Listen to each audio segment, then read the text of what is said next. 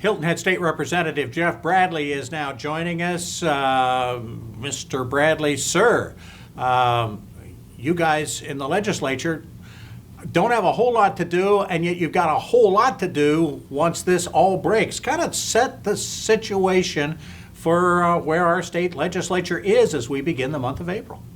Well, good morning, Bob. Good. Happy to do that.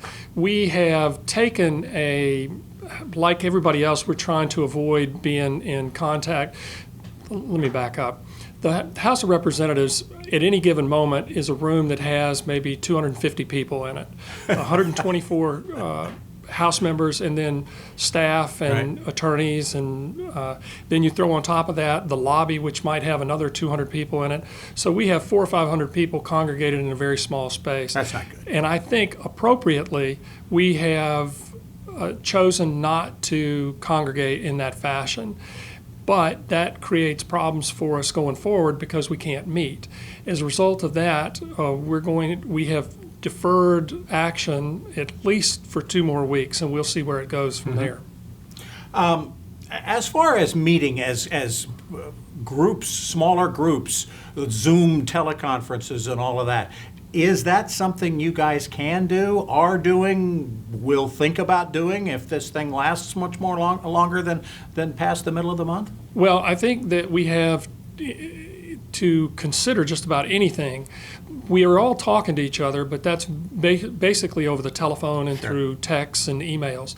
The problem is if we're going to vote on something, we have to be there in person to do it. Right. Right. As far as things that are on the docket, you did get the special appropriation done to help DHEC Yes. through this time. Is there anything else? You didn't really leave much undone, did you? When you left, that it can't be redone and restarted once you get started again? Well, I think the interesting thing is that we did give DHEC a supplemental $45 million for emergency action on their part. And the budget is subject at this point. We sent it from the House, I think approximately March 6th. I don't remember the dates right now. It was Thursday about that time. And so it went to the Senate.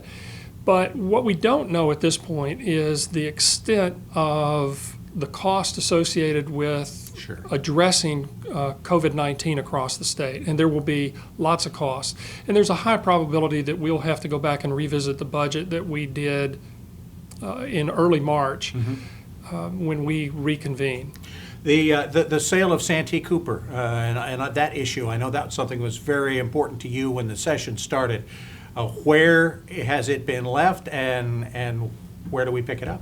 Well, the House asked for 3 approaches to deal with Santee Cooper. One where Santee Cooper restructured itself, another where they brought in management assistance in running the operation, and then third, to sell it.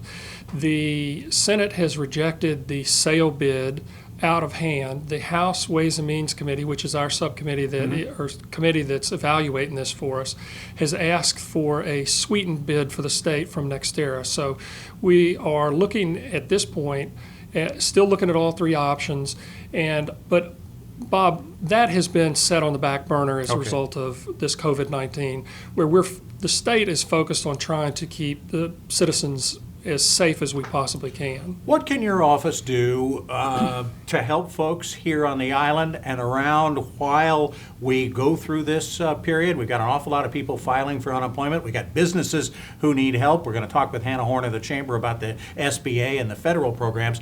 What can the state do to help, and through your office can do to help for folks who need it now? I think the thing to do is to go to the website of the agencies to start with, and if you have trouble at that point, please don't hesitate to reach out to my office and see what we can do to assist. We're happy to help where we can.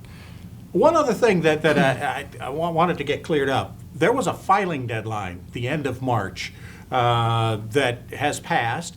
You filed, I know, you're going to run for re-election. Did that stay solid, or is that going to be floating, and is there still an opportunity for people who want to run for office to get that done? Well, that's like asking the fox to guard the hen house, Bob.